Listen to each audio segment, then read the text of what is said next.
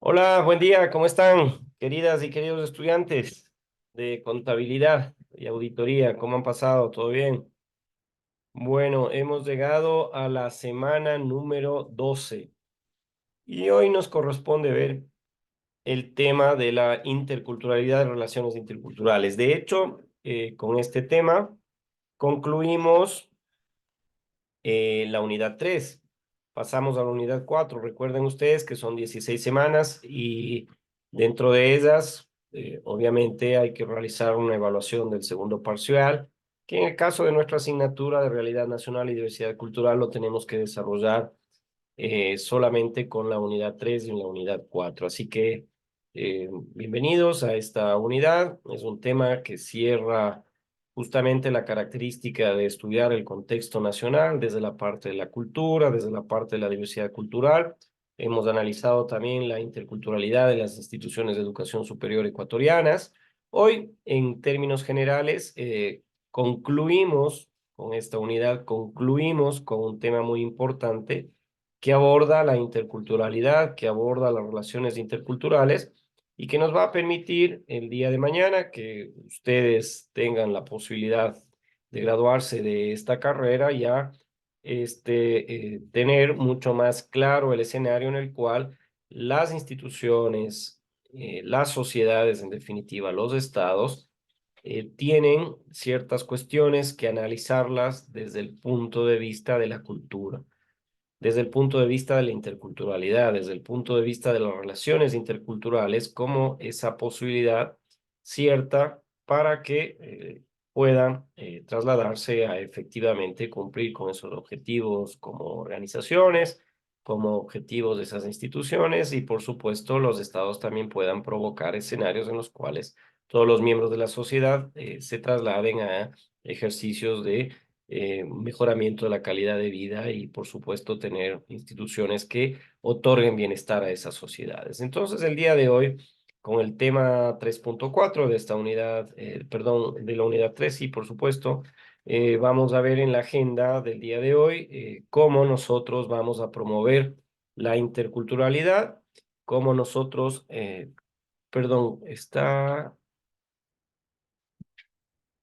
dígame por favor, Marisol, ¿qué pasó? Buenos días, Inge. Disculpe que lo moleste. Me quedé sin energía y ahorita estoy con unos poquitos datos. No va a poder estar en su clase para que me ayude con la asistencia, por favor. Ah, no, no Se se me fue la luz. preocupe. Yadira, no se preocupe. Esta clase está siendo grabada, va a ser subida al entorno virtual. Con los asistentes que están en esta clase se pondrá, como está establecido en el reglamento, la asistencia de todos y cada uno de ustedes y sin dificultad, no se preocupe. Entendemos que existen problemas en el país, así que no hay ningún problema. Bueno, les decía que en este tema vamos a plantearnos en la agenda del día de hoy el ámbito de promoviendo la interculturalidad. Cómo nosotros buscamos estrategias para fortalecer las relaciones interculturales. Entonces, este tema va a analizar al mundo globalizado actual porque es crucial que promovamos la interculturalidad y a partir de ahí se fomenta el entendimiento y la colaboración entre las distintas culturas. Y si nosotros el día de mañana, como contadores auditores, formamos parte de una institución pública o privada, por supuesto, vamos a tener la posibilidad de interactuar como lo estamos haciendo en este momento, de manera virtual, por supuesto, pero entendiendo de que se pueden explorar estrategias que permitan fortalecer las relaciones interculturales y se puedan construir sociedades más inclusivas. Entonces, la clase de hoy están invitados, están invitadas a el concepto de la interculturalidad y cómo nosotros podemos buscar estrategias que fortalezcan la relación intercultural. El objetivo, por supuesto, de esta asignatura que se corresponde a cada uno de los temas que vamos abordando en cada una de las semanas es de que, de acuerdo al proyecto de carrera aprobado y que ustedes han aceptado estudiarlo durante 8 semestres, y en este caso concreto de la asignatura de Realidad Nacional y Diversidad Cultural, es de que van a analizar los temas de la sociedad ecuatoriana. ¿Y qué temas? Por ejemplo, este tema de la cultura, de la interculturalidad, de las relaciones interculturales, de cómo el Estado está construido, hablando del Estado ecuatoriano, a partir de una institución que tiene unas funciones determinadas, que tiene, por supuesto, esta característica de ser un país muy diverso, étnicamente, geográficamente, que tiene unos recursos naturales e intangibles, culturales, también muy amplios, con la capacidad de, por supuesto, circunscribirnos hoy, realidad nacional, qué está ocurriendo en nuestro país, pero bajo la perspectiva de hacer un análisis histórico, por supuesto, con las características de hacerlo con autonomía y criterio propio. Así que bienvenidos a esta clase del día de hoy, en donde vamos a abordar un concepto que es fundamental que lo tengamos claramente identificado, de características previas, en las cuales definimos la interculturalidad. Y claro, hay políticos, hay actores, hay muchos sectores que hablan de la interculturalidad, pero ¿qué es la interculturalidad? Nosotros definimos a la interculturalidad como aquel respeto que existe en primer lugar, por supuesto, sustentado en un diálogo entre las distintas culturas, un diálogo que reconoce la diversidad, pero no solamente se queda en respetarlo, no solamente se queda en dialogarlo a esta capacidad humana de relacionarse con otras culturas, sino que también reconoce la diversidad como un valor intangible. Y ustedes, contadores, saben que tienen que estructurar una forma presupuestaria, tienen que estructurar ingresos, tienen que estructurar gastos, etcétera, pero hay cuestiones a las cuales no se les puede asignar un valor, un número. Y esta capacidad de establecer riqueza, patrimonio intangible de características culturales, le entrega al Ecuador justamente esa posibilidad de que sea reconocido. Nosotros lo sabemos internamente, pero a nivel internacional también esa adjetivización de ser un país muy diverso, muy rico por el patrimonio que tiene de características intangibles. Entonces, en el mundo actual, e históricamente también, es fundamental que para construir sociedades y que éstas sean inclusivas, que tengan una convivencia armoniosa, cordial entre cada uno de sus miembros de esta comunidad, deban valorarse justamente estas diferencias culturales. Entonces, el concepto inicial para este tema que abordamos la mañana de hoy es de que la interculturalidad es aquel momento en el cual el respeto y el diálogo de las culturas se trasladan a un escenario de reconocimiento, de fortalecimiento de la diversidad como un valor. Y bajo estas características es fundamental que entendamos que para construir un Ecuador inclusivo, con la provincia de Bolívar inclusiva, con armonía entre sus actores, debemos fortalecer y valorar estas diferencias culturales. En el primer tema de esta diapositiva vamos a evidenciar la importancia de la interculturalidad. ¿Y por qué es importante evidenciar la interculturalidad? ¿Por qué es importante trasladar el estudio y el análisis de la interculturalidad? Porque esto va a permitirnos a nosotros tener otra perspectiva, una perspectiva en la cual se sustente en la promoción de la igualdad de oportunidades como un eje central de la importancia de la culturalidad y de sus relaciones interculturales, porque no ha existido esta posibilidad. Históricamente, desde un proceso colonial, claramente identificado con que acá en lo que hoy llamamos Ecuador, fundado en 1830, después de 6 años celebraremos los 200 años del Estado ecuatoriano, no han existido igualdad de oportunidades. Han existido, sí, declaratorias desde 1998 de que el Ecuador sea un país plurinacional, pluricultural, reconocido bajo estas características normativas en la Constitución, en su texto, en su artículo 1, pero las oportunidades no han sido las mismas para pueblos y nacionalidades indígenas, que vemos claramente después de hacer censos, análisis de instituciones que se dedican a evidenciar a través de indicadores de pobreza, indicadores de acceso a educación, a salud, etcétera, que La mayoría de la población pobre es articulada o tiene una correlación con estos pueblos y nacionalidades indígenas de provincias como Bolívar, como Chimborazo, Tungurahua, Cotopaxi, en donde hay una gran población que tiene étnicamente esta particularidad de tener una identificación cultural en la cual la igualdad de oportunidades no es la misma que otros actores, otros miembros de la población que tienen étnicamente características distintas a estos, ¿no? El respeto mutuo no ha existido, probablemente hay procesos históricos en los cuales se avanza mucho más en el respeto a las culturas, se avanza mucho más en la convivencia pacífica, pero sin embargo la importancia de la interculturalidad en la clase de hoy que analizamos la realidad nacional tiene que ver con ese atravesar histórico y hoy de que la interculturalidad debe ser un espacio de promoción de igualdad de oportunidades, de respeto mutuo, de convivencia pacífica, y lo decimos porque anteriormente probablemente no existió esta posibilidad. Y por supuesto, la importancia de la interculturalidad tiene que ver con el fortalecimiento de las relaciones interculturales. Es necesario fortalecerlas, es necesario fomentar una cohesión social.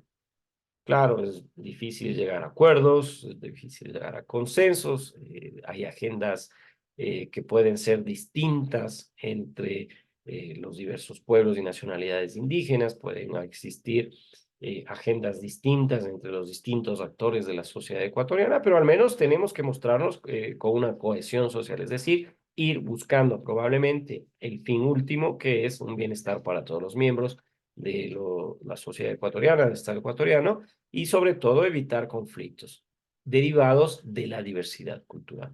Hay puntos de vista en los cuales la cosmovisión propia de estos pueblos y nacionalidades indígenas es distinta a la de, por ejemplo, un sector de la población que tiene otras aspiraciones.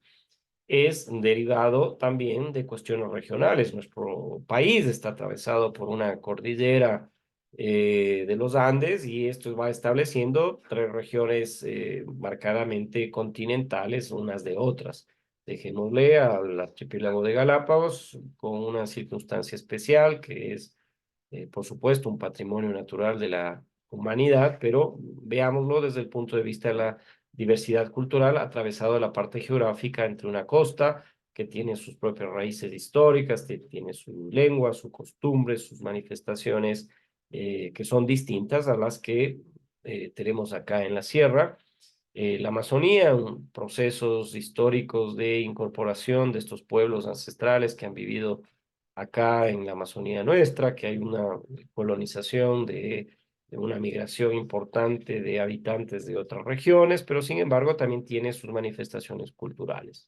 Entonces, lo que se pretende es de que se establezca una agenda, una hoja conjunta entre ecuatorianos con el reconocimiento de esta diversidad cultural que tenemos, de esta diversidad que está atravesada por cuestiones geográficas, por cuestiones religiosas u otras, pero que sin embargo nos llama a la reflexión y nos establece una hoja de ruta de cómo podemos nosotros establecer igualdad de oportunidades y un respeto mutuo y convivencia pacífica en este ámbito de la importancia de la interculturalidad.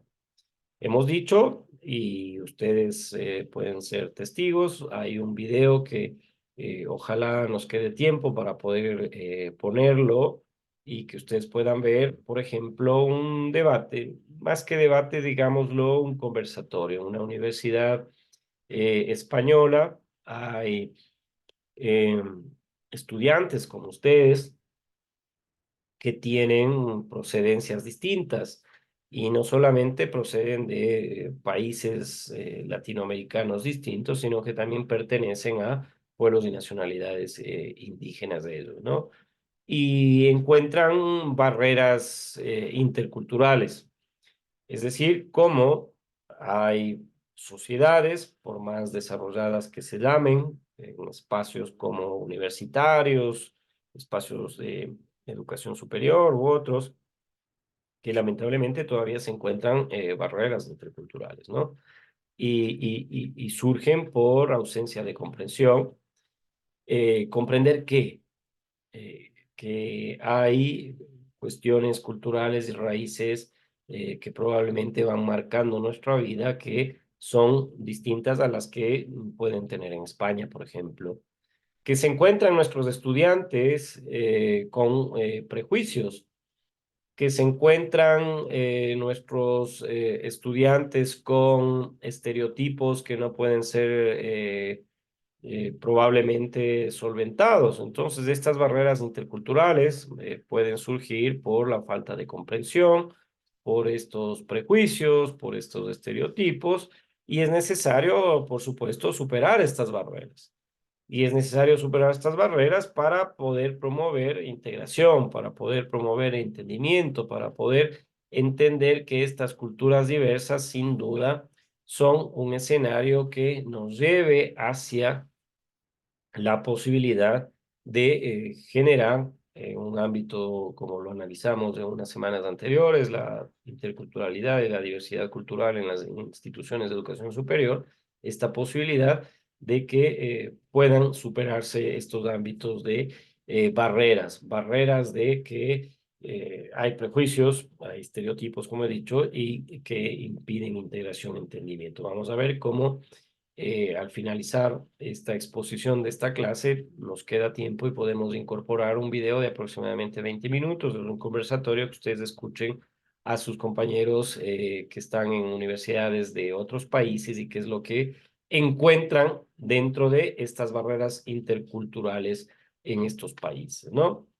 La comunicación intercultural tiene que ser efectiva, por supuesto. Esto implica escuchar activamente, esto implica tener empatía y la empatía, así como el empoderamiento, así como la resiliencia, son términos que siempre estuvieron planteados en las sociedades modernas, pero que sin embargo toman relevancia, mucho más fuerza a partir de la pandemia. Por ejemplo, empatía es sentir afecto por el otro. Empoderamiento es también sentir y tratar de entender lo que le está ocurriendo al otro, sobre todo cuando hay dificultades. Resiliencia de la misma manera. Entonces, la empatía tiene que ver con eso, que es muy complejo en ciertas circunstancias trasladarse a escenarios en los cuales pueden existir estudiantes como los del video que les cuento de población que está viviendo en otros países que tienen costumbres distintas, que tienen forma de vestir distinto, que tienen una forma de hablar distinto, su alimentación, la gastronomía es distinta. Entonces, esta empatía es esa capacidad humana de entender de que sentimentalmente existen dificultades para esos eh, compañeros, estudiantes que están en una institución de educación superior que tienen estas dificultades, ¿no? Y aprender normas culturales de otros, por supuesto. Por supuesto que la comunicación intercultural efectiva nos lleva a esos escenarios. No es que los ecuatorianos vamos a España nuevamente y revertimos el proceso que ocurrió de España hacia Ecuador. Es decir, ahora vamos los ecuatorianos a colonizar España y nos vamos a un parque tradicional de Madrid, al Retiro, y jugamos vóley y empezamos a vender fritada y cuyes y no. O sea, las normas culturales de otros tienen que ser aceptadas también por aquellos que en este diálogo intercultural, en esta comunicación intercultural efectiva, tienen que establecerse bajo estas características, ¿no es cierto? Entonces, esto tiene que ver con el respeto, por supuesto, a las normas que están establecidas en ciertos lugares y también, por supuesto, nosotros tratar de trasladar lo que nosotros somos y entendemos. Entonces, este diálogo abierto, este diálogo respetuoso, va a ser fundamental siempre para construir puentes entre las culturas. Entonces, miren ustedes, la comunicación intercultural tiene que ser efectiva, tiene que llevarnos a un escenario en el cual debemos escuchar activamente al otro, debemos mostrar empatía, debemos aprender sobre normas culturales de otros y este diálogo abierto, este diálogo respetuoso va a ser siempre fundamental que nos establezca escenarios de construcción, valga la analogía, de construcción de puentes, ¿no? Es decir, construir escenarios en los cuales se pueda trabajar, por supuesto, en un diálogo intercultural. Habíamos dicho cuando tocábamos la interculturalidad, la diversidad cultural en las instituciones de educación superior, ampliemos ese concepto y hablemos de una educación intercultural. Y el video que les voy a mostrar es justamente un video de un conversatorio efectuado de estudiantes de países latinoamericanos nuestros provenientes de culturas de pueblos y nacionalidades indígenas. Entonces, esta educación intercultural juega un papel crucial en la promoción del entendimiento, en la promoción del respeto en las culturas. Y cómo nosotros podemos desde el ámbito educativo generar justamente esos espacios de entendimiento y de respeto es a través de la educación, formando a los niños, educando a los niños en este ámbito del diálogo intercultural, incorporando enfoques interculturales hacia sistemas educativos para que se puedan formar, educar ciudadanos globales. Miren el escenario de, sobre todo, países europeos que tienen una migración importante, ecuatorianos, colombianos, peruanos, pero no solamente se quedan en estos países que de una u otra manera tenemos una herencia cultural muy rica desde España, pero también la tienen desde otras latitudes, desde África del Norte, desde Asia, y confluyen a un escenario educativo. Y es muy complejo crear, planificar espacios interculturales dentro de un sistema educativo porque hay costumbres distintas, hay un conjunto de valores éticos, morales distintos, hay lenguas distintas, hay gastronomía diversa, es decir, hay varios elementos que nos hacen pensar, sobre todo desde la contabilidad, cómo entregar recursos financieros que vayan a generar planes, programas, políticas, infraestructura y una serie de acciones concretas para que en la educación intercultural se establezcan justamente estos enfoques de entendimiento y respeto a las culturas en el ámbito educativo. Acá en el Ecuador, probablemente algunos de ustedes conocen, existía un sistema intercultural bilingüe en el cual nuestros niños, nuestros jóvenes podían tranquilamente en sus comunidades, en las instituciones educativas de carácter primario, secundario, estudiar en su propia lengua, con su propia metodología y tal, pero esto no significaba que era un proceso de exclusión, más bien permitía una educación conjunta e intercultural entre estos dos escenarios reconocidos en el Ecuador de la característica de, obviamente, tener una población importante de pueblos y nacionalidades indígenas, conjuntamente con nosotros, pueblos hispanos, ¿no? La celebración de la diversidad, dice esta diapositiva, y nosotros nos trasladamos cuando hablamos de diversidad también a ese escenario humano. Estamos ya próximos a un evento cultural, por ejemplo, acá en Guaranda, muy tradicional como es el Carnaval de Guaranda, y este determina que estos eventos culturales son actividades inclusivas.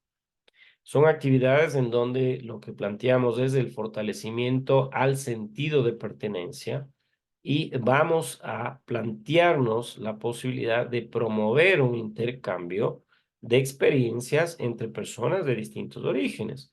Entonces, cuando nosotros planteamos esta posibilidad de que se celebre la diversidad, el carnaval de Guaranda, la Mama Negra, la Diabada de Píllaro, la Fiesta de Reyes, Corpus Christi, y podemos enumerar una serie de manifestaciones culturales, de celebraciones en nuestro país.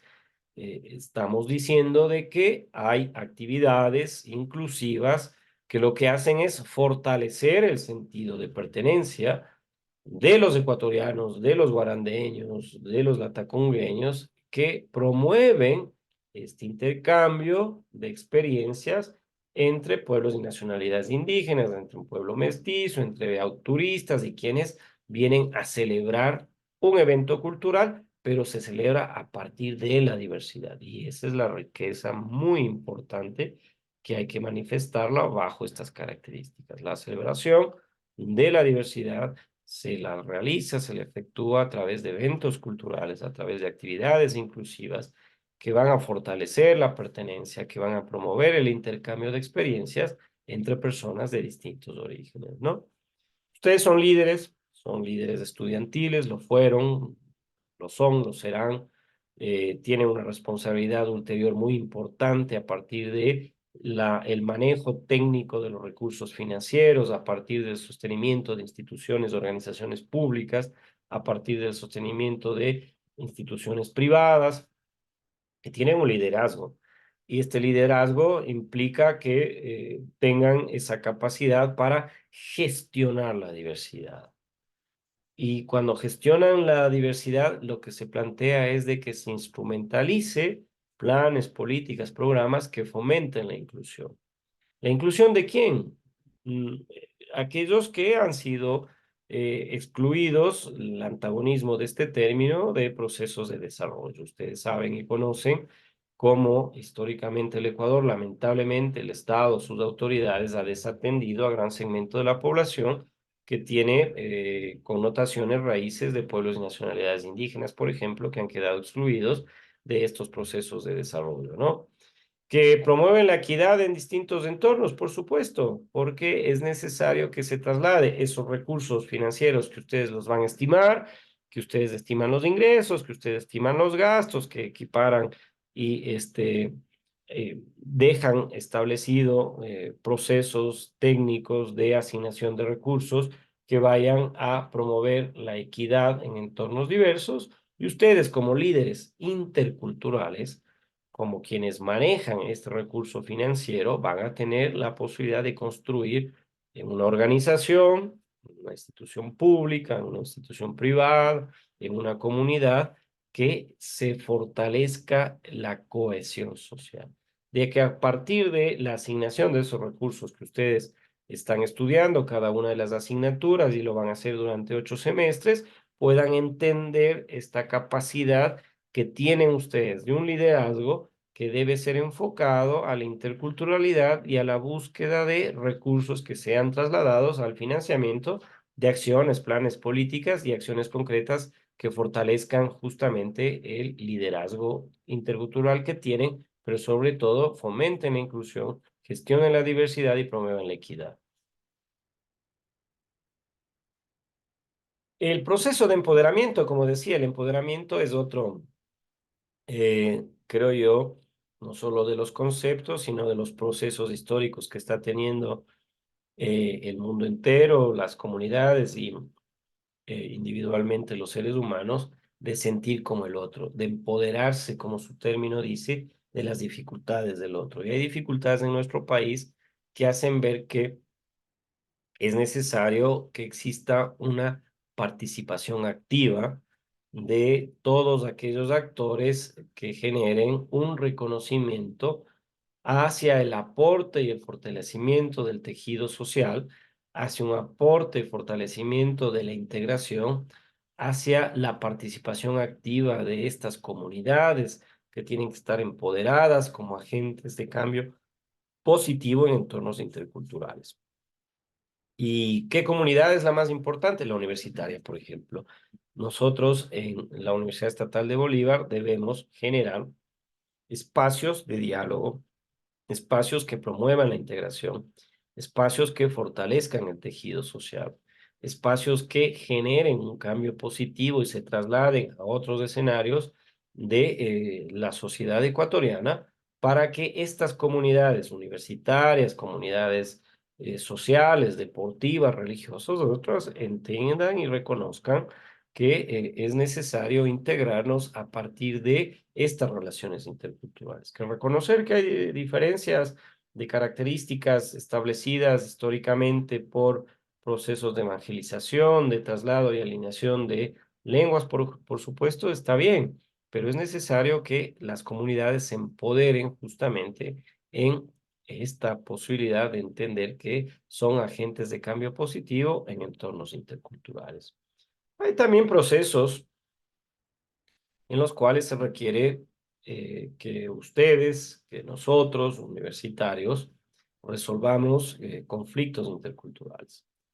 Y esta resolución de los conflictos interculturales van a necesitarse uso de enfoques sensibles a la diversidad. Y cuando digo un enfoque sensible, por supuesto, es entender cómo lo van a manifestar sus compañeros que están en España estudiando, como lo tuve yo, por ejemplo, de que existe condiciones distintas a las que nosotros tenemos en nuestro Guaranda, en nuestra provincia de Bolívar, en nuestro país, en la costa, en la sierra, en la Amazonía, la que podemos encontrar en Estados Unidos cuando migramos, en otros países como en España, en Europa o cualquier otro, que no solamente el dejar a nuestra tierra, dejar a nuestras familias, a nuestros seres queridos, es complicado, sino que también es complicado entender de que es una barrera que en ocasiones se encuentra uno cuando no podemos generar un diálogo constructivo. Cuando hay conflictos interculturales que se requiere una mediación y entender de que se tiene que trabajar en esos procesos de empoderamiento, de resiliencia, para buscar soluciones y superar estos conflictos interculturales que son esenciales para construir sociedades armoniosas, porque de lo contrario estaríamos en un conflicto histórico y permanente como lamentablemente está ocurriendo en Oriente Medio, ya en la Franja de Gaza, ¿no? Que tiene raíces históricas, que tiene raíces culturales, religiosas, que lleva a los pueblos a enfrentarse. Entonces, yo creo que la resolución de conflictos interculturales va a requerir el uso de un enfoque muy sensible a la diversidad, va a requerir un diálogo constructivo, por supuesto, ver qué errores se han cometido históricamente, qué es lo que ha ocurrido con algún proceso en el cual se llegó a conflictos de cualquier característica que ésta sea, y hay que resolverlos a través de la mediación. Entonces, estos conflictos interculturales, perdón, y su superación son esenciales para construir sociedades armoniosas, ¿no? Mañana van a ser ustedes contadores, licenciados en contabilidad, van a trabajar en organizaciones públicas, en organizaciones privadas, hoy están en una institución de educación superior y entienden de que en el ámbito laboral en el cual tenemos la posibilidad de interactuar con otras personas, nos encontramos con procesos de inclusión laboral intercultural. Y estos procesos de inclusión laboral intercultural tienen que ser generados a partir de la promoción de entornos de trabajo diversos, a través de la promoción de entornos de trabajo equitativos, en los cuales se valore contribuciones de personas de orígenes distintos, de pueblos y nacionalidades distintos, de diálogos interculturales de pueblos y nacionalidades que tienen una cosmovisión distinta, que tienen costumbres distintas. Si ustedes administran estas instituciones, gestionan estas instituciones y son quienes las dirigen, por ejemplo, en el ámbito laboral es habitual que se exija una vestimenta que muestre la institución que tenemos de manera uniforme. Y hay miembros de pueblos y nacionalidades que deberían hacerlo con sus propias características de la vestimenta histórica a la cual pertenecen. Entonces, esa inclusión en el laboral, en el mundo y en el ámbito intercultural debe enriquecer a esta organización y mostrar a esta organización como esa institución que fomenta y fortalece justamente la inclusión laboral intercultural, que promueve un entorno de trabajo en el cual la diversidad va a enriquecer a esta organización, en donde se valore la contribución de estas personas que tienen cosmovisiones, que tienen orígenes distintos. Y yo creo que es muy importante este ámbito, sobre todo cuando las capacidades de las personas que son miembros de distintos escenarios culturales seguramente enriquecen. Hay una clase práctica, que ojalá un caso práctico que podamos realizarlo la siguiente clase que tenemos en esta semana, en donde podemos mostrar escenarios y ejemplos de empresas, por ejemplo, Google, Yahoo, otras de alta tecnología, en la cual confluyen trabajadores, expertos, científicos de distintos países. Y se ve como, pese a tener estos rasgos culturales individualizados y diferenciados unos de otros, hindús expertos en matemática, chinos o coreanos, por hablar de la nacionalidad y su gentilicio, mil disculpas, eh, son expertos en programación, por ejemplo, etcétera, etcétera. Crean equipos de trabajo, se incorporan y se incluyen en estos ámbitos laborales y tienen resultados eh, efectivos y plausibles y que podemos nosotros analizarlos. Entonces, la diversidad en el ámbito laboral, sin duda, enriquece a las organizaciones. Cuando hablamos de empresas socialmente responsables, probablemente ustedes en sexto o séptimo semestre van a tener la posibilidad de estudiar una asignatura que se llama responsabilidad social empresarial y se habla de un conjunto de estrategias, un conjunto de normas, un conjunto de actividades que hoy las instituciones públicas y privadas a nivel internacional incluso está estableciéndose a través de que es un eje importante para poder ser catalogadas bajo estos parámetros de las normas internacionales y su evaluación correspondiente tengan justamente esta posibilidad de que se articulen a procesos en sus prácticas sociales de estas empresas en las cuales se promueva la diversidad, en las cuales se promueva la equidad, en las cuales se respete el lugar de trabajo. Y no solamente se respete el lugar de trabajo hablándolo internamente, sino que también respete a la comunidad, al territorio en donde están asentadas. Entonces, este compromiso con la interculturalidad, perdón, fortalece la reputación, fortalece el impacto positivo de estas empresas. Internamente, ¿quién no va a querer trabajar en una empresa en donde se establezcan prácticas comunes de diálogo, de diversidad, de equidad y respeto en el lugar de trabajo? Se paga en función de rendimientos, se paga en función de conocimientos y no en función de cuestiones interculturales. Las empresas socialmente responsables también son sensibles a los problemas que tienen las comunidades externamente. Entonces, si hay empresas que se asientan, pongo el ejemplo, en Guaranda, en la provincia de Bolívar o en cualquier otra ciudad del país, al hablar de responsabilidad social, son responsables con los stakeholders, es decir, con sus accionistas, con quienes son actores dentro del proceso de construcción de sus productos, de su fabricación, sino también con las comunidades. Se empoderan conjuntamente con esas comunidades para tratar de resolver los problemas que tienen esas comunidades. Problemas, por ejemplo, de desechos sólidos, problemas de características climáticas u otras, hacen ver a estas empresas que son socialmente responsables en la parte étnica, en la parte intercultural y en la parte de las relaciones interculturales.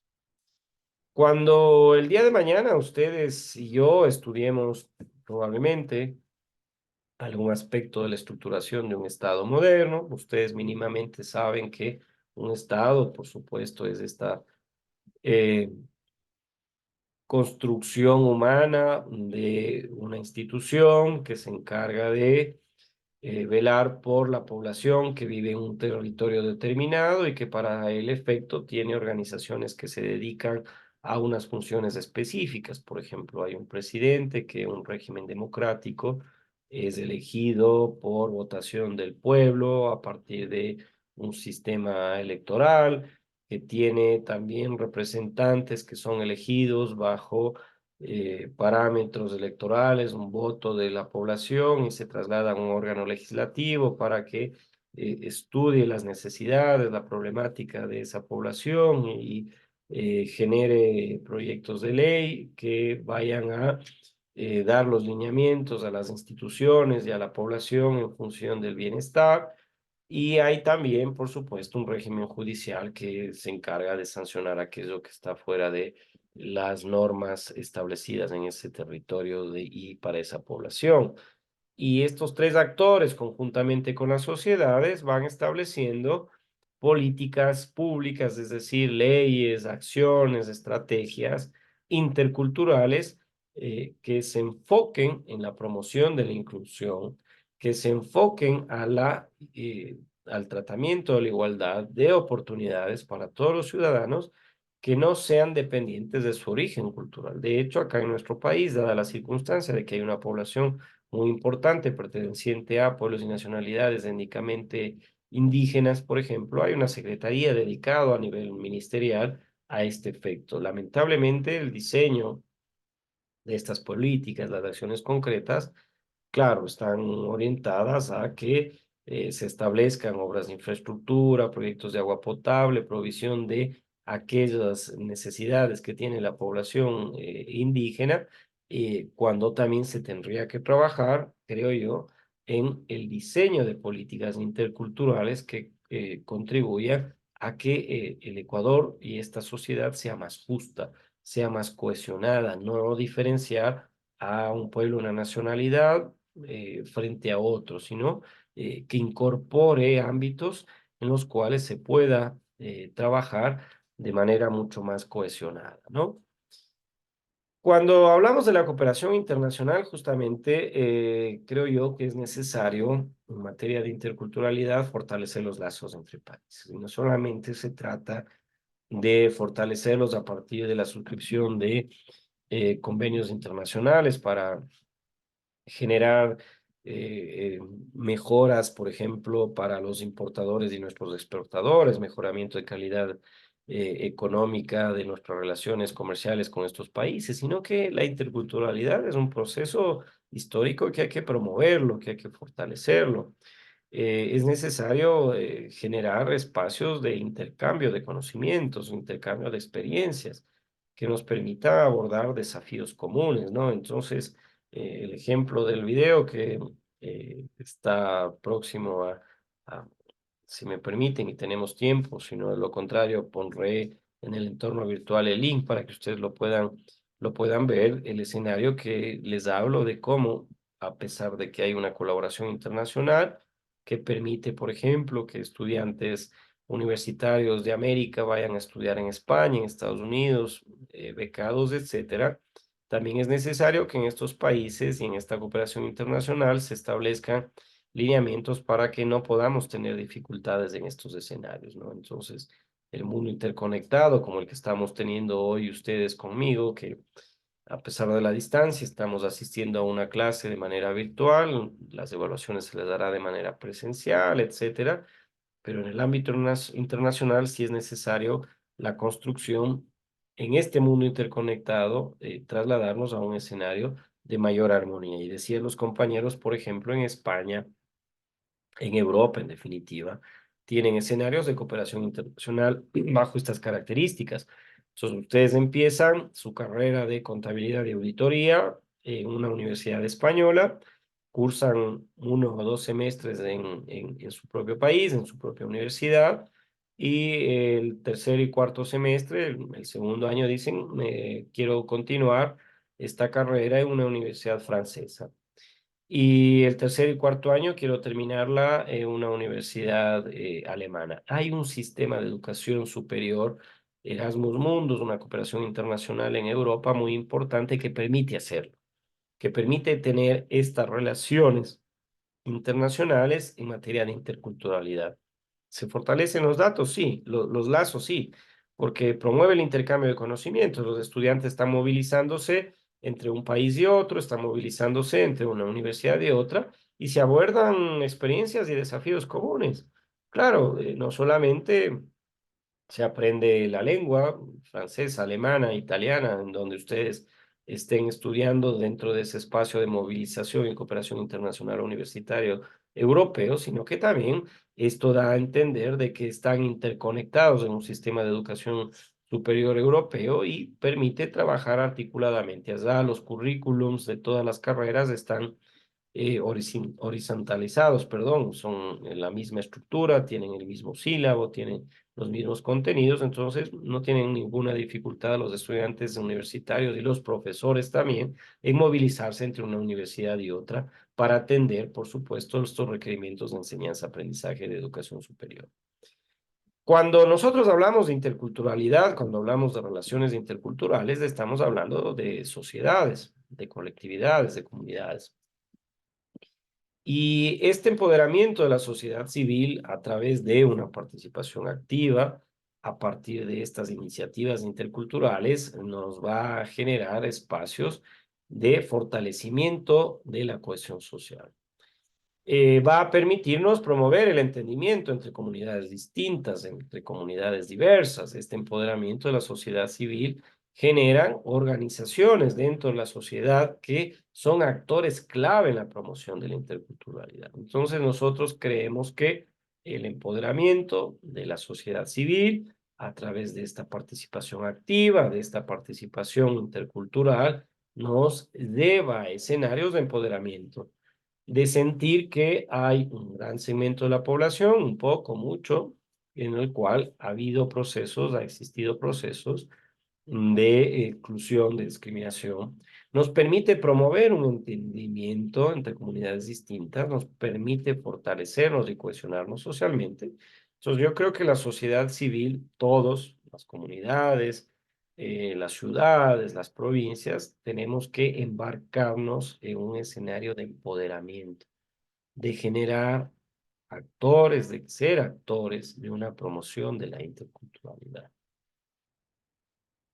Cuando nosotros hablamos de todos estos temas de interculturalidad, de relaciones interculturales, por supuesto, hablamos de cuestiones históricas, de cuestiones que están ocurriendo actualmente, pero también podemos trasladarnos a un escenario de desafíos futuros, ¿no? Y cuando hablamos de desafíos futuros, hablamos, por ejemplo, de, a pesar de los avances, existen, por supuesto, cuestiones que tienen que trabajarse en el ámbito de, por ejemplo, la promoción de la interculturalidad. Y esto debemos hacerlo desde la escuela, debemos hacerlo desde nuestra familia, debemos hacerlo de nuestra educación media, en nuestra universidad, evitando generar escenarios de discriminación, evitar escenarios de exclusión, evitar escenarios de xenofobia, por ejemplo, el entender de que las raíces culturales son mucho más profundas que cualquier otro aspecto que queramos analizar. Sabemos que hay un mundo globalizado, que hoy podemos tranquilamente, a partir de estos escenarios de la virtualidad, ir estudiando, analizándolos, pero sin embargo, la cultura siempre va a atravesar nuestros aspectos individuales y colectivos. Hay que superar estos desafíos que tenemos de discriminación, de exclusión, y establecer compromisos continuos, compromisos de un respeto, compromisos de valorar esta diversidad cultural. Mírenlo a continuación, qué es lo que ocurre con lo que manifiestan sus compañeros en España frente a escenarios que probablemente eh, con gente inculta, con personas que no entienden y respetan la diversidad, procesos de discriminación. Por eso, evitemos que cuando hay alguien que tiene una diferencia cultural sustancial con nosotros, cuando vemos un extranjero y que probablemente no entiende ciertas circunstancias de el vivir diario ecuatoriano, tratemos de incorporarlo sin ese ámbito de discriminación y exclusión. Yo sé que es difícil, pero nosotros como universitarios, ustedes como universitarios, seguramente lo van a poder hacer y es un desafío futuro. Avanzar en promocionar la interculturalidad, perdón, evitar actos de discriminación y de exclusión. Para ir concluyendo esta parte de la exposición del tema de hoy, trasladarnos a un análisis con ustedes, a que puedan también ser parte de esta discusión, de sus propuestas, de sus preguntas u otras, podemos concluir y decir que la promoción de la interculturalidad es un compromiso fundamental para construir sociedades inclusivas y armoniosas. Es necesario que a través del respeto, a través de la comprensión, a través de la colaboración, se fortalezcan estas relaciones interculturales. Se fortalezca esta posibilidad de generar un espacio comunitario diverso, pero cohesionado, un espacio diverso, pero junto, un espacio comunitario unido, un espacio parroquial, cantonal, provincial y nuestro país puede entender de que más allá de declaratorias constitucionales, de que somos un país plurinacional, pluricultural, de que reconozcamos que hay pueblos y nacionalidades indígenas, de que reconozcamos que étnicamente también hay una población importante mestiza, afroecuatoriana, que existen extranjeros, que existen en la parte religiosa, un crisol de religiones, aunque porcentualmente, de acuerdo al censo, existe 70-80% de población religiosa católica, de que culturalmente tengamos costumbres distintas, características regionales, cuestiones distintas de características de afectos, de desafectos. Yo creo que las relaciones interculturales en nuestro país tienen que fortalecerse.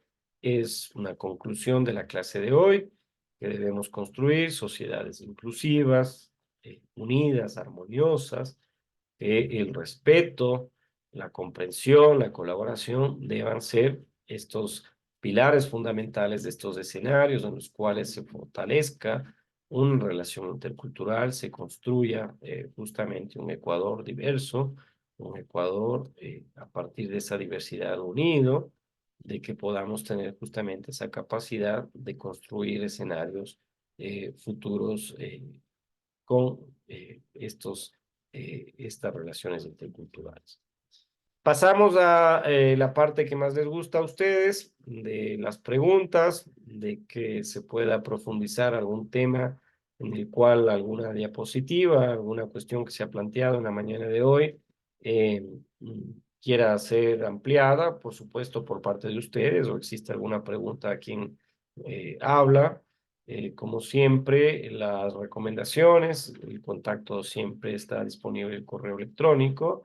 Hay que revisar la guía metodológica, está en la parte de arriba del entorno virtual. Si no la han descargado, háganlo. Ahí hay algunas cuestiones que probablemente amplían mucho más lo que se ha expuesto en la clase de hoy. Hay que realizar una actividad autónoma. Les voy a leer. Voy a leer porque hoy me traslado a ese escenario. Quiero leer sus ensayos, es decir, qué piensan desde la interculturalidad y las relaciones interculturales como un proceso histórico, como un proceso actual, como un proceso futuro, qué dificultades ven, cuáles son las fortalezas, si ha avanzado, no se ha avanzado, qué es lo que ocurre con la interculturalidad. Quiero leerles. Y por supuesto, como siempre, muchas gracias. Es al menos con la virtualidad nos da la posibilidad de estar juntos y por supuesto estaremos viéndonos en la eh, semana número 16 en la cual ya estaremos evaluando el segundo parcial y bajo las características de esta modalidad híbrida tendrán que asistir acá a la Universidad Estatal de Bolívar y al menos ahí les saludaré. Bueno, quiero abrir la posibilidad de que ustedes puedan eh, preguntarme mientras yo estoy en este momento buscando la posibilidad de que podamos visualizar esta este conversatorio que tuvieron sus compañeros en una universidad española, ¿no? Y es interesante porque ahí muestra una realidad que seguramente es una realidad de quienes se trasladan a países distintos culturalmente, como es el caso concreto de España. Miren ustedes, eh, pese a que se habla el mismo idioma, somos ejemplo de ellos, etcétera, hay estas dificultades que en ocasiones provocan los choques culturales, ¿no? Vamos a trasladarlos. Ojalá puedan ustedes escucharla, pero sin embargo, si no lo pueden hacer, me avisan, ¿no? Déjenme un momentito. Hay que compartir esto. PowerPoint. No, este ya lo cerramos. Este hay que compartirlo. Compartir sonido. Pongámoslo un momento. Y pongamos esto acá. A ver si se puede. Uy, está en pausa. Mm, Vamos a ver. Me dice si se escucha bien, por favor. O no, sigue en pausa. ¿Por qué? Mm, Hay algún problema. No sé por qué no lo puedo compartir. Ahí está. A ver.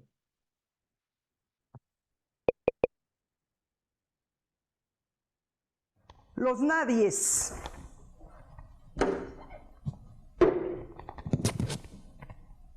Los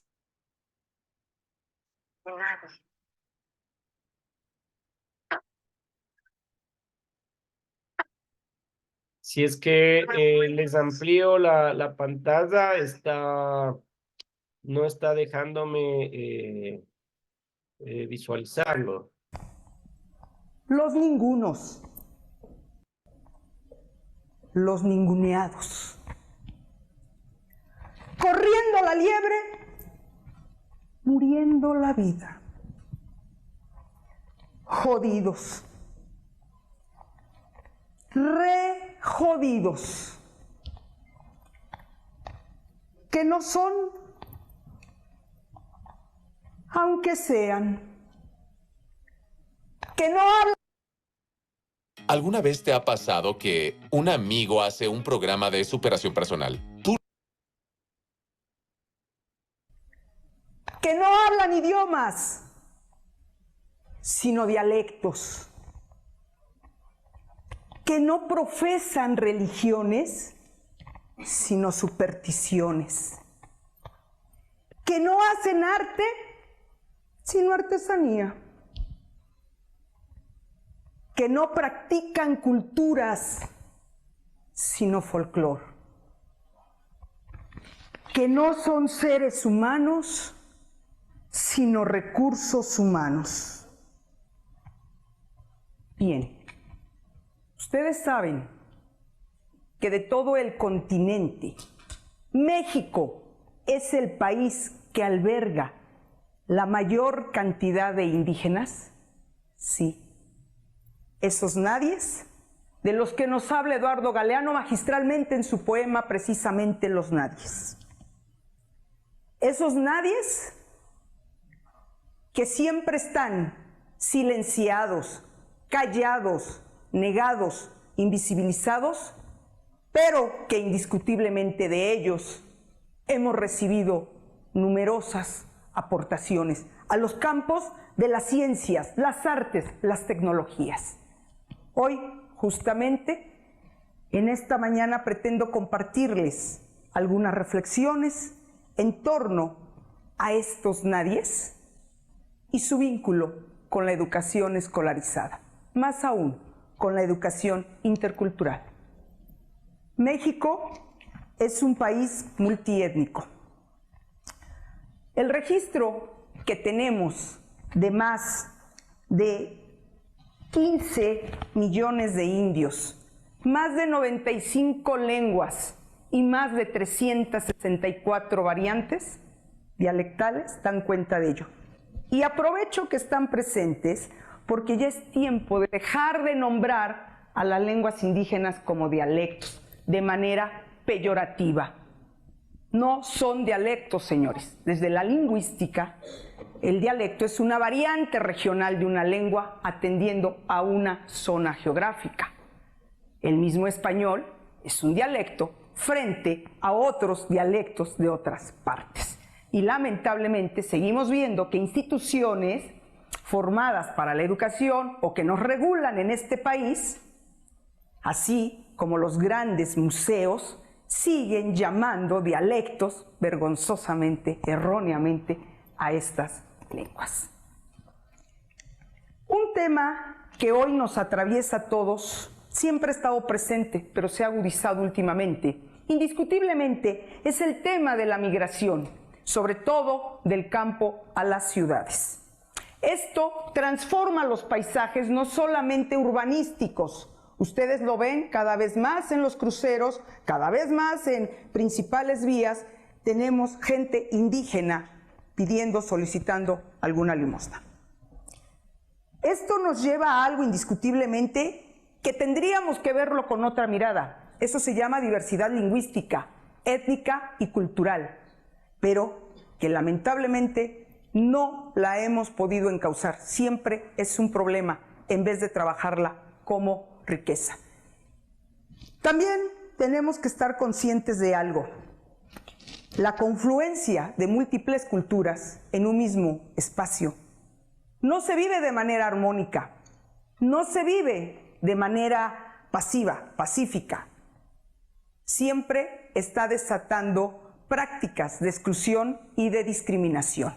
Y voy a poner un ejemplo que se suscitó en una de las zonas geográficas de aquí mismo, de la ciudad de Puebla. Les presento algunas imágenes. Esta es Puebla. ¿Y qué es la importancia de la ciudad de Puebla? Basta con decir, antes de entrar al ejemplo, que la ciudad de Puebla está catalogada por el propio INEGI como la tercera ciudad con mayor presencia indígena en este país. ¿Lo sabían? Solamente superada por la Ciudad de México y por la ciudad de Mérida. Y esto nos pone a pensar, a los que estamos en los temas de la educación, cómo repensar los modelos pedagógicos, las currículas, las prácticas educativas para dar atención a cada uno de estos perfiles. Y sin ir más lejos, yo les haría la pregunta: ¿cuántos de los que están aquí ahorita presentes no están vinculados de algún modo al mundo indígena? Sea por herencia, sea por nacimiento, sea por tradición. El asunto es cómo vamos a atender escolarizadamente todas estas situaciones, sobre todo cuando los temas son tan candentes. Y como yo les decía, haciendo un registro en una de las clases, se suscitó el siguiente hecho. Está una pintura tirada en el salón y entonces allí aparecen dos niños, uno de procedencia náhuatl y el otro de origen mazateco. Oye tú, dame mi pintura. ¿Tu pintura? Es mía. Dámelo, te parto la madre, anda pinche indio. La pintura es mía, no te doy nada. Mejor cállate. Ya te dije, Oaxaco, mejor dámela. No te doy nada, es mía. Anda pinche indio, dámela. No te doy nada. ¿Por qué me dices indio? Eres indio porque estás negro. ¿Pero por qué? Porque tú no eres mexicano, eres Oaxaco. Gracias. Gracias. Esto, que es muy fuerte, nos conduce a reflexiones muy serias. De hecho, ese fue el punto que a mí me cambió mi tesis doctoral, cuando registro etnográficamente este suceso. En México no había estudios que registraran ese tipo de diadas. Generalmente la misma antropología lo ha hecho en estudios entre blancos, negros, mestizos, indios, como ustedes los quieran llamar, pero poco habíamos puesto el acento en las relaciones interétnicas indio-indio. Y este fue uno de los primeros trabajos a nivel nacional. Aquí no se cuestiona la discriminación en estos niños por el lugar de origen, por hablar o no hablar, pueden hablar o no hablar la lengua indígena, ni por el color de piel. Pero algo a lo que llegamos importante en esta investigación fue que lo que está de por medio cuestionándose es el lugar del territorio, el lugar de procedencia. Y también, desde luego, la filiación étnica, porque dentro de lo que cabe no es lo mismo ser indígena de la zona maya o de la zona náhuatl que ser indígena del estado de Oaxaca. Y ese es otro tema de investigación en el cual estamos abocándonos ahora en día, porque los indígenas con mayor discriminación justamente son los que provienen del estado de Oaxaca. En ese sentido, las políticas educativas han estado siempre, y ahí tienen que jugar un papel fundamental, han estado encaminadas justamente a buscar una nación unificada, en donde se borren todas las diferencias, en donde desde pensadores como Vasconcelos, Justo Sierra, se creía que arrasando con las lenguas indígenas y con la diversidad cultural, arrasábamos con la ignorancia de México. Y por lo tanto, únicamente estamos dando pie a buscar modelos que nos unifiquen, que nos identifiquen. En 2001 se hace un gran intento a la luz también de los modelos internacionales y se empieza a hablar de educación intercultural. A 16 años y como investigadora de esta área puedo decirles que los resultados no se han dado todavía como se trazaron y se esperaron. ¿Cómo revertir entonces 5 siglos de herencia de un coloniaje donde solamente ha habido reconocimiento a una sola cultura, la occidental, y una sola lengua, como es el español.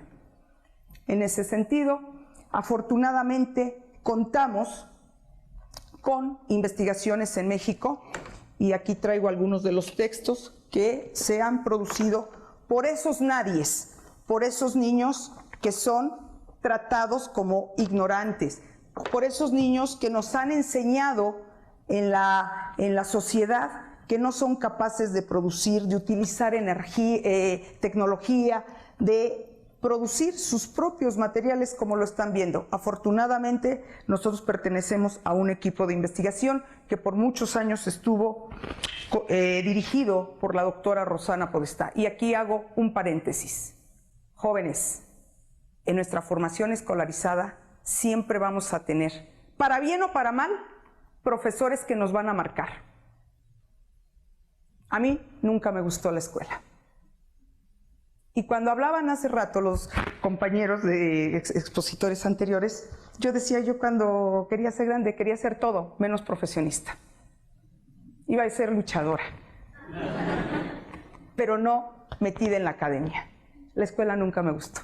Por eso estoy acá, tratando de aportar para dar un giro, un cambio que es necesario a nuestras formas también de enseñanza, a buscar otras maneras. Y estos niños, que como lo dice Galeano, son los nadies, yo les pregunto, ¿quién o quiénes creen que sigan a estas alturas, que no son capaces de practicar culturas, de hablar idiomas, de tener talentos? Simplemente lo que les ha fallado y les ha quedado mal, justamente es el sistema escolarizado, desde el sistema inicial, cuando se niega este sentido a la diferencia. Voy a presentarles a ustedes rápidamente, para ya ir casi para el cierre, unos ejercicios que tienen que ver con esto.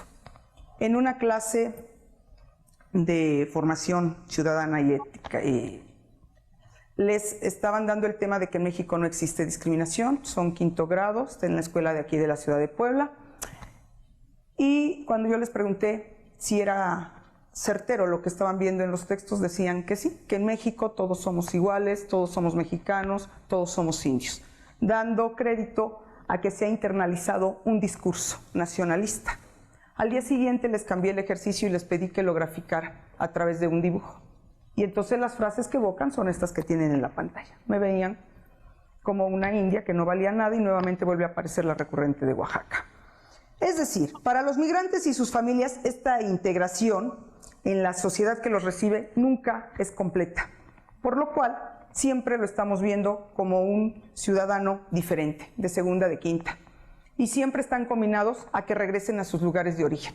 Dice por ahí Cristina Oemicha, siempre son tratados en este país como extranjeros, que regresen, que se vayan.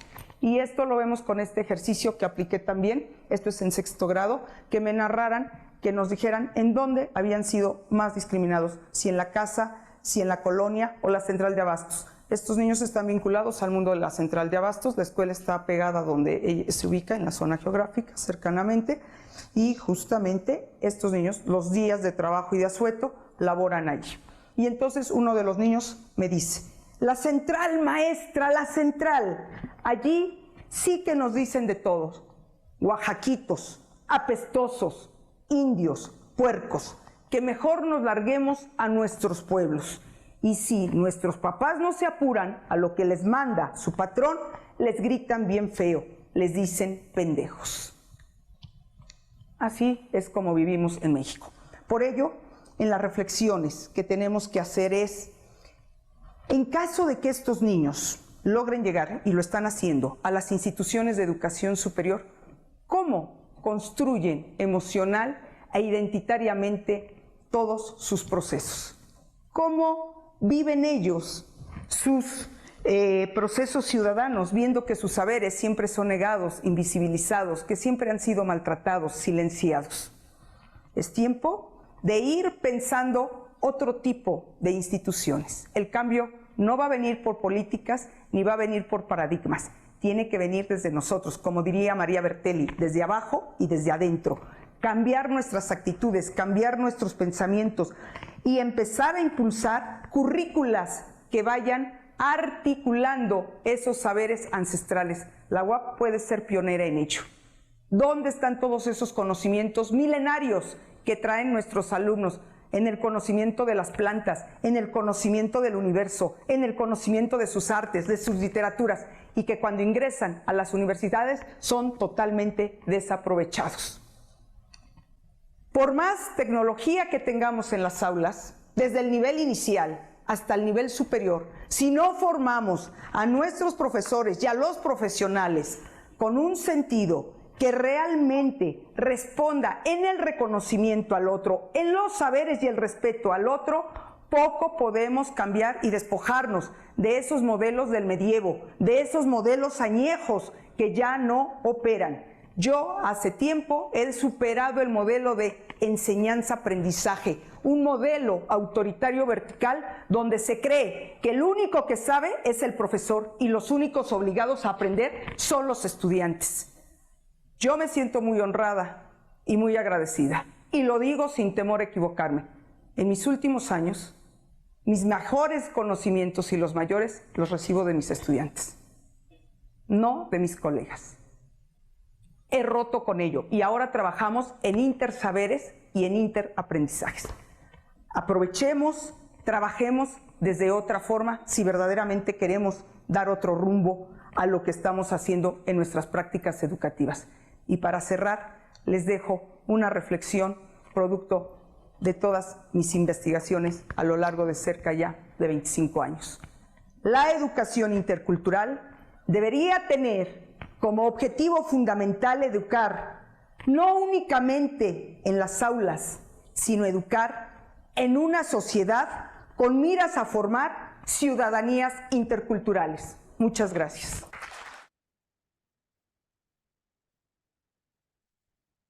Bueno, quería complementar la clase de hoy con este video que en definitiva cierra la unidad 3. Es una compañera investigadora, ustedes la escucharon, de una universidad mexicana allá en Puebla, perdón, que en definitiva es la realidad ecuatoriana, que es la realidad de Latinoamérica, una población étnicamente con una composición indígena que, como dice, 5 siglos en los cuales se ha ido históricamente excluyéndola, discriminándola, pero para efectos de una planificación, para efectos de propuestas gubernamentales y otras, aparece como que se está trabajando en esos espacios. Y no solamente es una discriminación, como dice la compañera colega, en el ámbito en el cual todos somos ecuatorianos y cuando juega la selección nos ponemos la camiseta y no vemos colores, no vemos si somos afroecuatorianos, mestizos, blancos, indígenas, sino todos somos ecuatorianos, somos nacionalistas. Pero hay discriminación entre nosotros, hay discriminación entre pueblos y nacionalidades indígenas también. Entonces, son procesos, como dice la compañera, culturales de entender que las relaciones entre los seres humanos tienen que hacérselo bajo esos escenarios. De diversidad cultural, por supuesto, reconocer esa diversidad, por supuesto, pero fortalecer esos escenarios, sobre todo en la educación, en la relación no escolarizada, sino en la relación estudiante-alumno, ¿no? Entonces, muy importante lo dicho por la compañera, que cierra la unidad 3, que cierra este tema de interculturalidad y las relaciones interculturales y cómo lamentablemente en nuestros países latinoamericanos ocurre. Gaby, que es la única que tiene prendida la cámara, y el resto de compañeros y compañeras, si en esta mañana tienen alguna pregunta, tienen alguna cuestión que quieren que se les explique, con mucho gusto. Si no, de lo contrario, esta clase, por supuesto, está siendo grabada. La asistencia con este video y la evidencia de que ustedes han estado participando de la misma, me trasladaré al sistema a poner la asistencia y el tema correspondiente. Y está establecido ya, acabo de recibir un mensaje por parte de la coordinación. Se ha determinado de que los exámenes del segundo parcial iniciarán el miércoles 14 de febrero. El domingo 11 de febrero, ustedes saben, es carnaval. El lunes 12 y 13 es feriado nacional.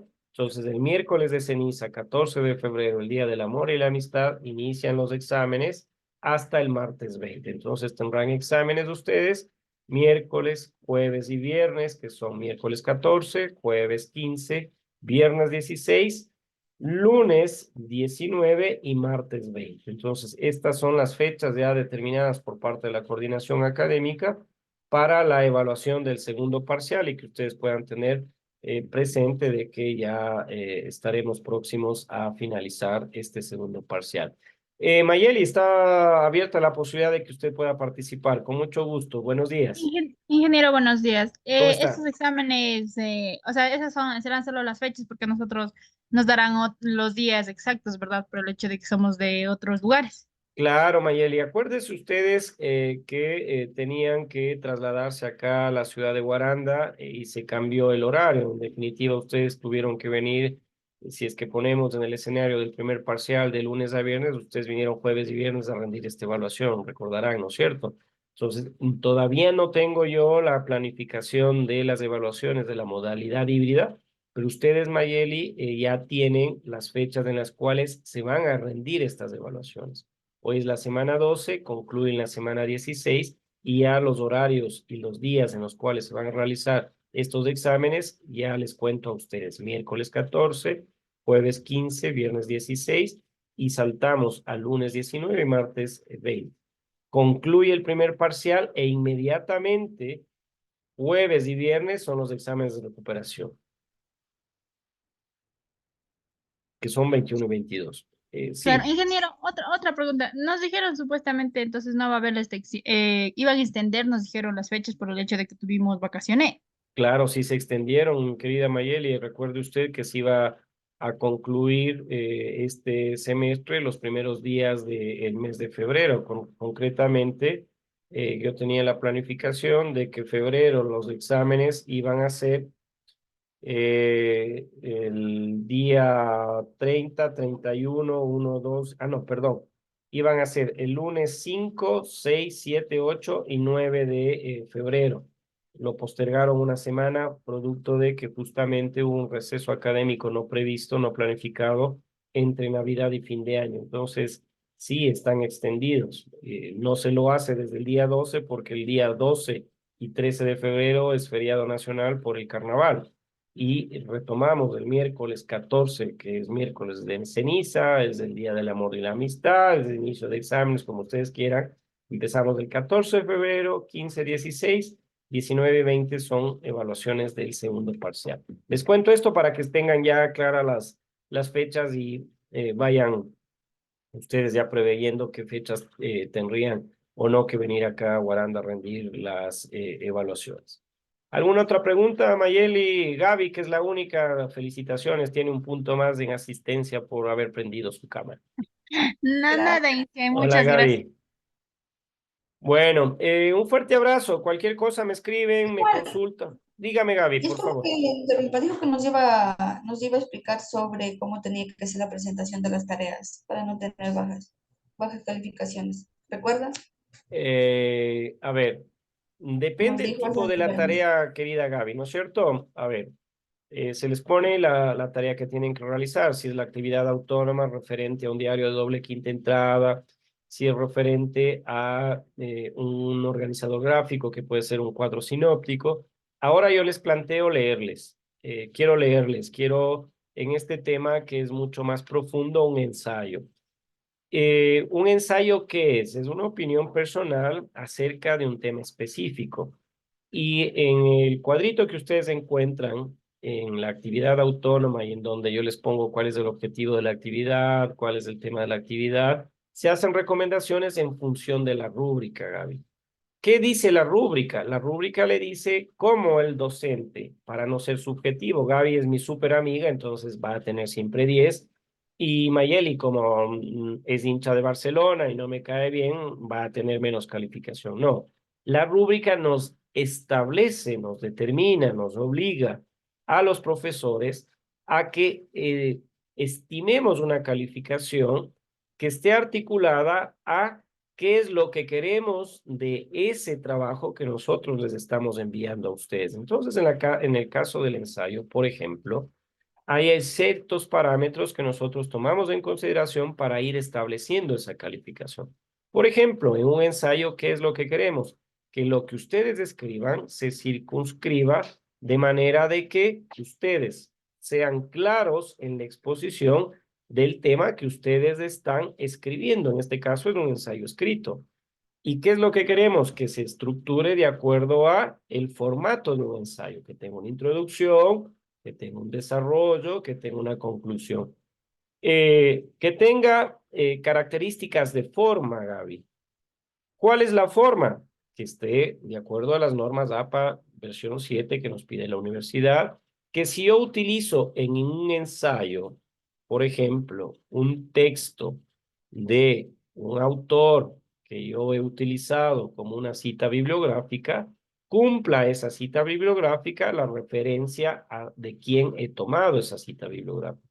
La estructura gramatical tiene que estar correspondiente hacia requerimientos de lenguaje establecidos. Las faltas ortográficas, queridos estudiantes, vean, eso es indefectiblemente un factor para que se reduzca la calificación de ustedes. Entonces, si el cuadrito de, hoy lo ponemos si quieren, de la evaluación de un ensayo está establecido de manera de que cada vez que se comete un error de esos 5 parámetros que están establecidos, por ejemplo, para un ensayo va mermándoles la calificación. Yo soy infidente, aunque quede grabado en esta clase que estamos teniendo con ustedes de esta semana 12, yo también soy evaluado. Soy evaluado por compañeros profesores que semana a semana están viendo la estructura de mi entorno virtual, si es que está la planificación, si es que está este video, si es que está la presentación, etcétera, etcétera. Y también me estiman calificaciones en función de una rúbrica para el entorno virtual y las clases de modalidad híbrido. Y yo he reclamado así como ustedes, oiga, ¿por qué me pone 98? Oiga, sobre 100 es nuestra calificación.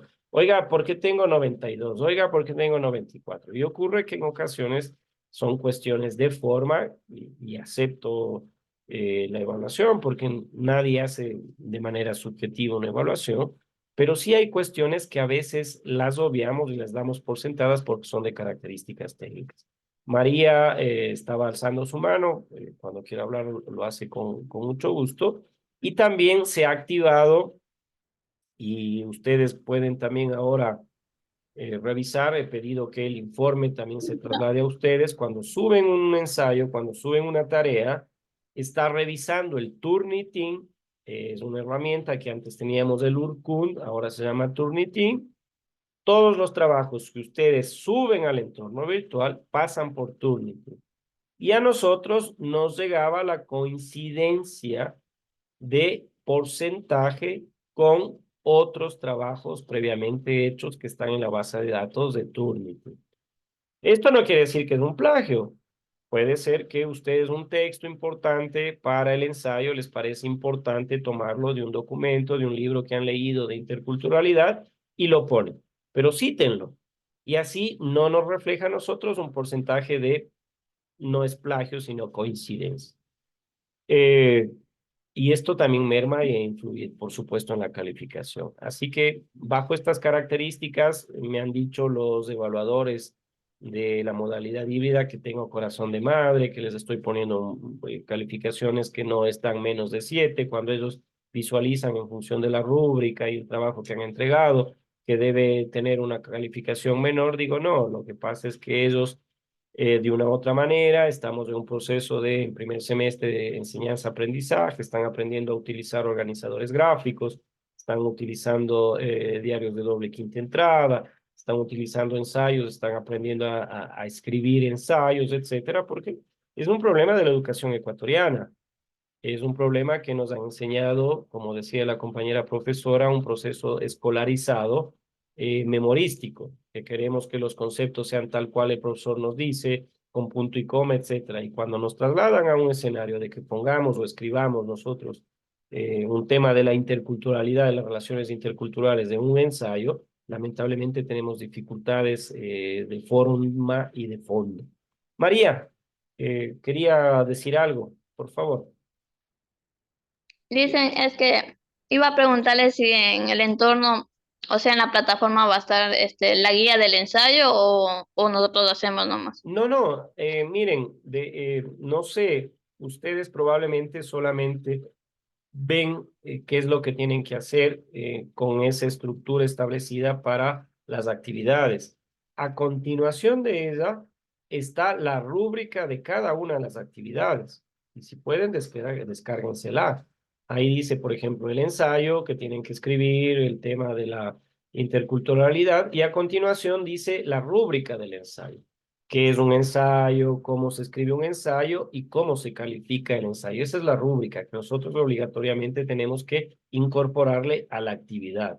Entonces, si se descargan todo, María, ahí pueden ver cómo, por ejemplo, un ensayo tiene que ser escrito y a mí me dice como docente cómo tengo que calificar. Yo les voy a pasar una actividad a ustedes.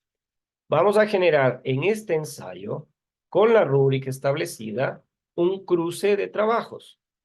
Yo los trabajos aleatoriamente, pongo el ejemplo de Moisés, aleatoriamente voy a hacer que el sistema se lo pase a María.